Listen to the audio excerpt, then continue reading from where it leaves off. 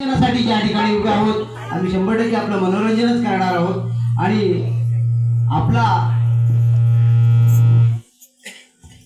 या ठिकाणी आपण ज्या विघ्नार्थ्याला गणाला सुरुवात करत आहोत।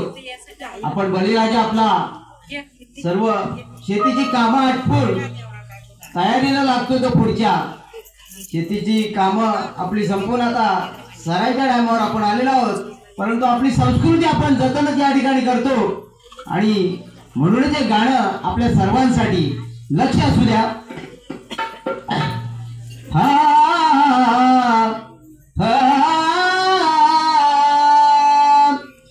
देवागणा लागली ओढ मना येशील कवा सांगना। देवागणा लागली ओढ मला येशील कवा सांगना। देवागणा